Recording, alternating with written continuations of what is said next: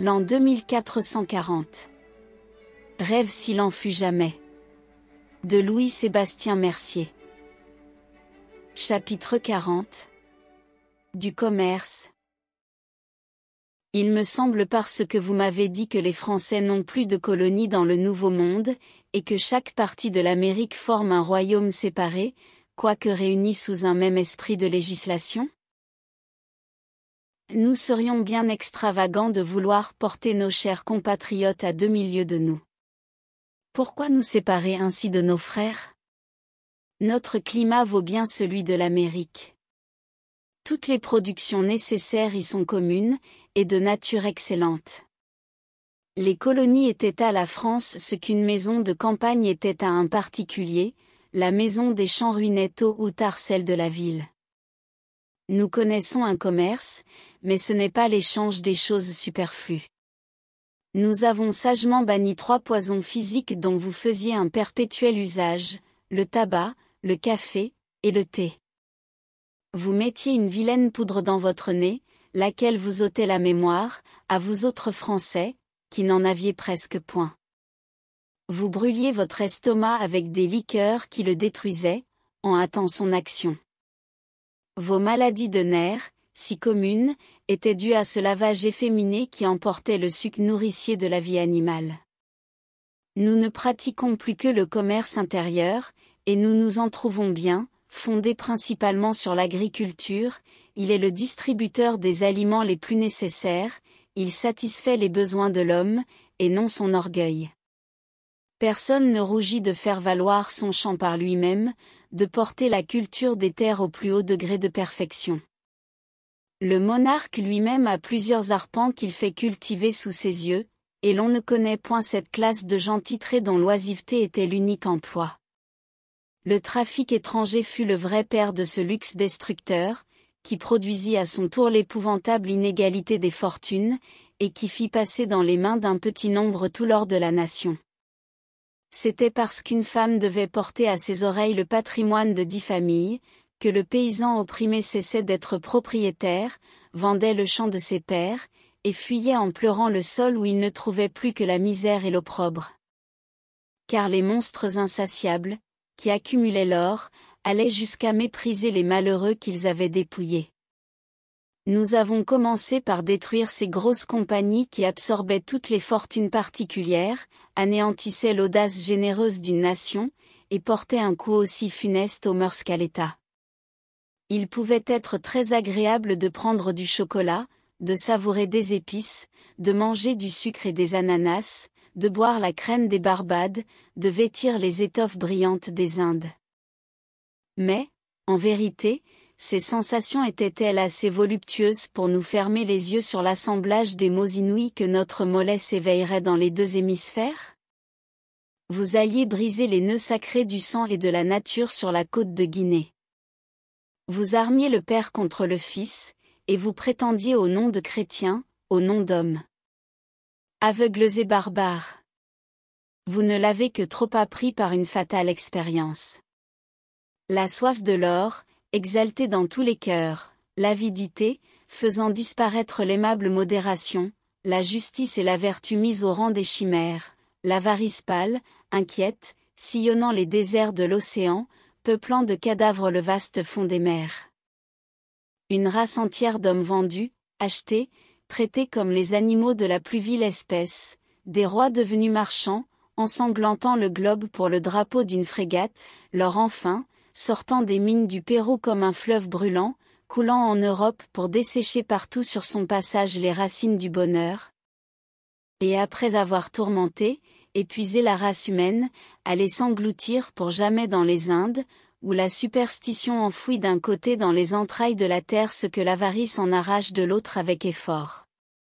Voilà le tableau fidèle des avantages que le commerce extérieur a produit au monde. Nos vaisseaux ne font plus le tour du globe pour rapporter de la cochenille et de l'indigo. Savez-vous quelles sont nos mines? Quel est notre Pérou? C'est le travail et l'industrie? Tout ce qui sert à la commodité, à l'aisance, aux intentions directes de la nature, est encouragé avec le plus grand soin. Tout ce qui tient au faste, à l'ostentation, à la vanité, à ce désir puéril de posséder exclusivement une chose de pure fantaisie, est sévèrement proscrit. On jette à la mer ces diamants perfides, ces perles dangereuses, et toutes ces pierres bigarrées qui rendent les cœurs durs comme elles. Vous pensiez être très ingénieux dans les raffinements de votre mollesse, mais sachez que vous n'avez donné que dans le superflu, dans l'ombre de la grandeur, que vous n'étiez pas même voluptueux. Vos inventions futiles et misérables se bornaient à la jouissance d'un seul jour.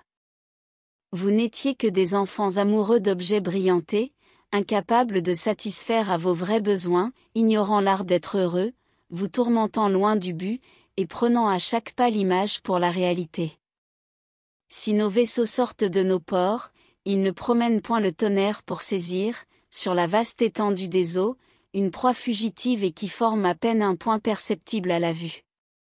L'écho des mers ne porte point au ciel les cris lamentables des furieux insensés qui se disputent la vie et le passage sur des plaines immenses et désertes.